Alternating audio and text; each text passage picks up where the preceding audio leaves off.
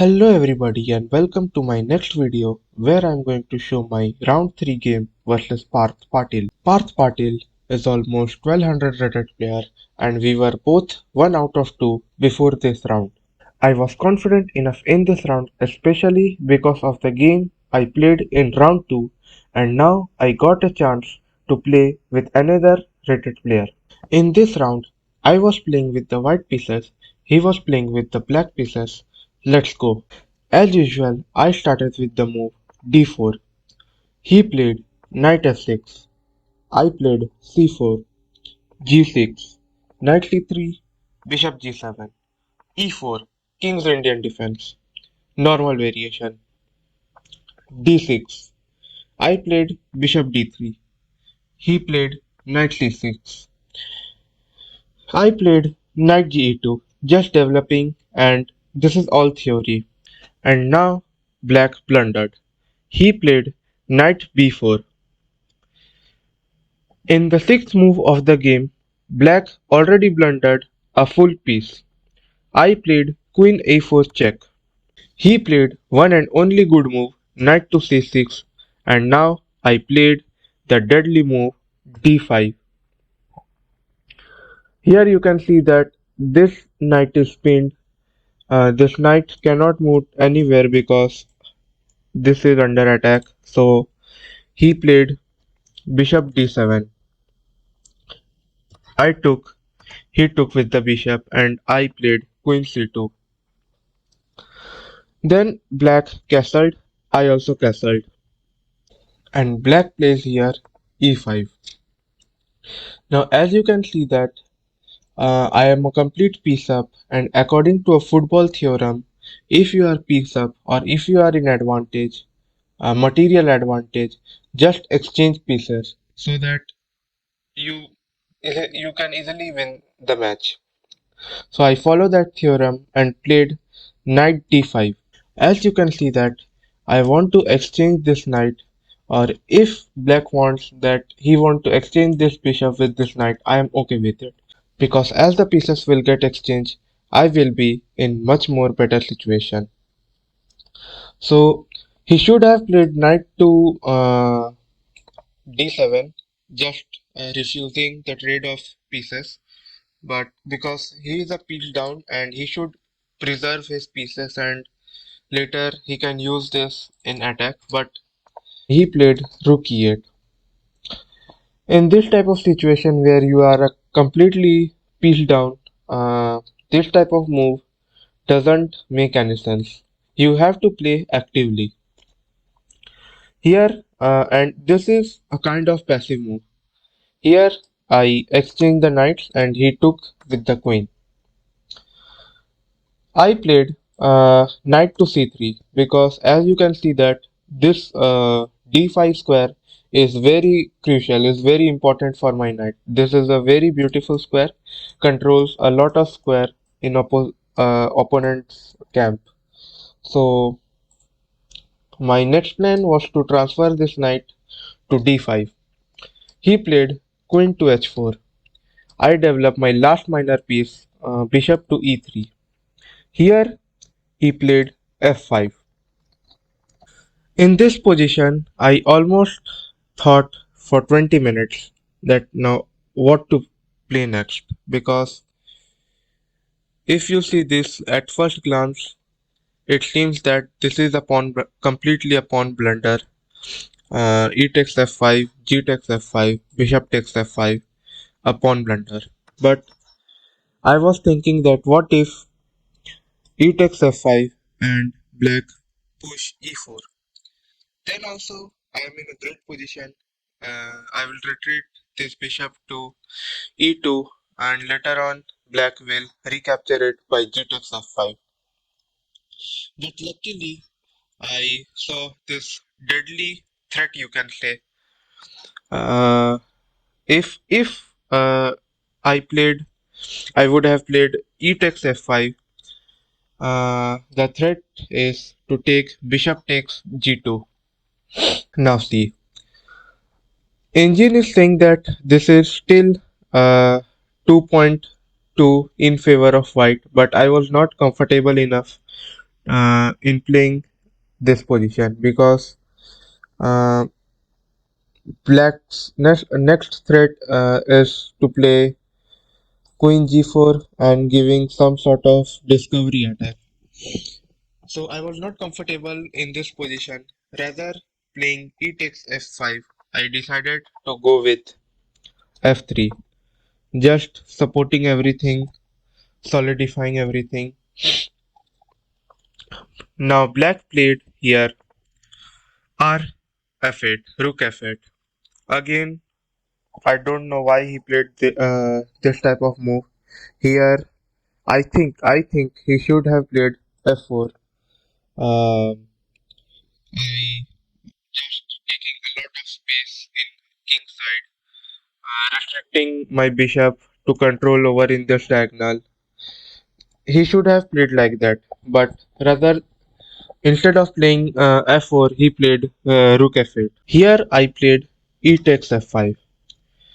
Now again he sacrificed another pawn by playing e4. I was thinking that why he sacrificed another pawn, but I couldn't get anything, and I played f takes e4. I could also have played bishop takes e4, but just to repair the pawn structure, I prefer to take with f pawn. And the next move black played was bishop to e5. And after this move, I was completely shocked because I have to sacrifice either of this pawn to save the game, to save the king. Because as you can see, there is a checkmate threat on h2. It seems that there is a huge attack, but it wasn't. First of all, I was thinking that I should play h3. But the problem of h3 is that he's coming with queen g3, and there is a lot of threat uh, like this type of threats are there. So I wasn't comfortable in this type of position. So I thought, why not to play g3? And engine is showing that this is the best move. I played g3. Here, black played bishop takes g3, which was completely expected. I expected this move. I played queen to g2, and here black couldn't do anything. Almost nothing he can do. So he had to retreat this bishop to e5. Now in this position, I was thinking that should I take this pawn or should I maintain some pressure by playing bishop f2 or bishop g5, or I analyzed everything and I took f takes g6. Here black plays king h8 because as you can see that if I took here, black will be completely busted here. So it was a important move to tuck your king in the corner. And now, as you can see that this queen and this two pieces are forcing me to defend this pawn, h2 pawn. This pawn is very delicate. So, in order to push this queen away, I played bishop to g5. He played queen to h5.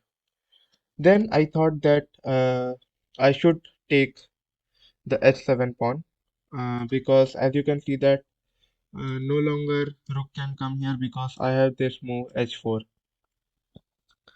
But I completely ignored this move.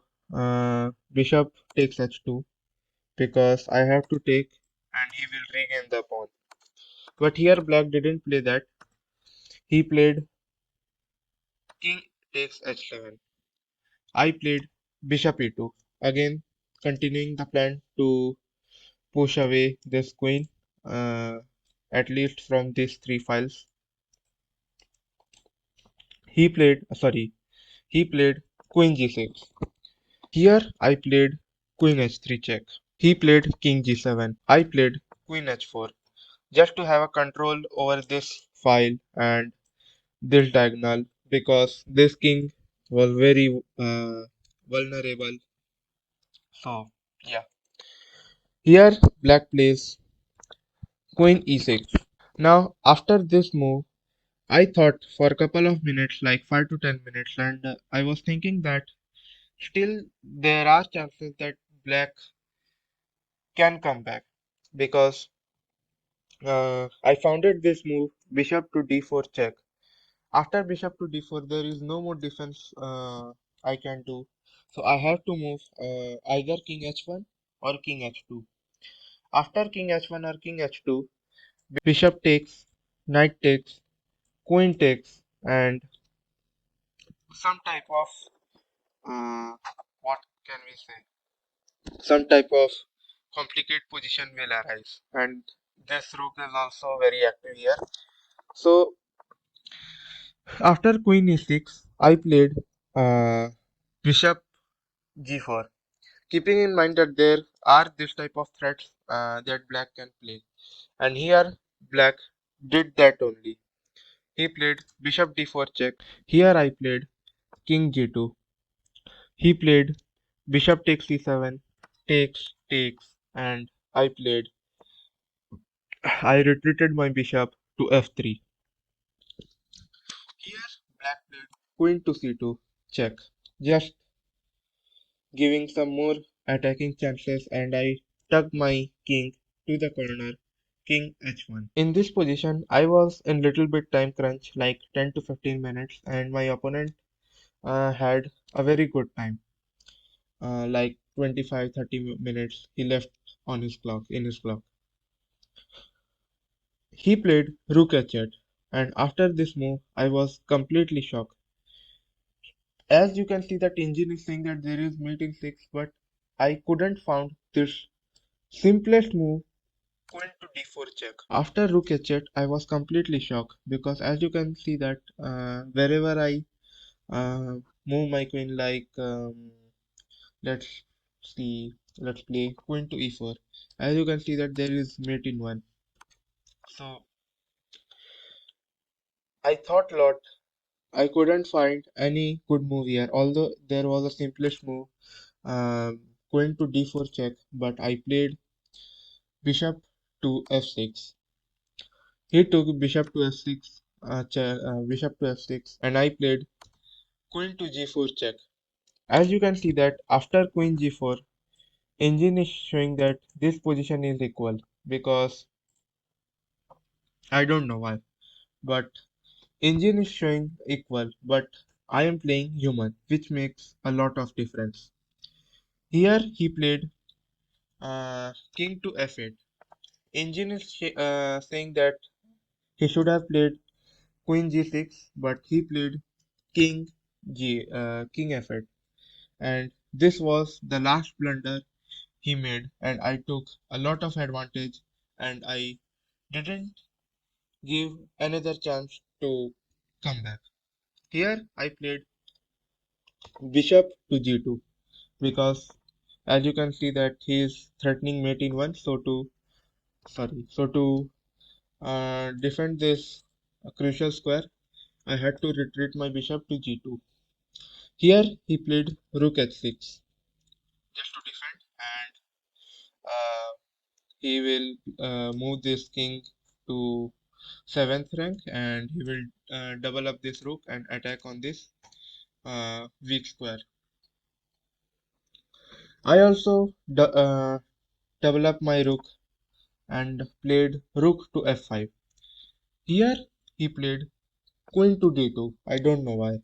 And I continued my plan by playing rook a to f1. Here he played king e7, and I found this amazing tactic, uh, rook takes f6.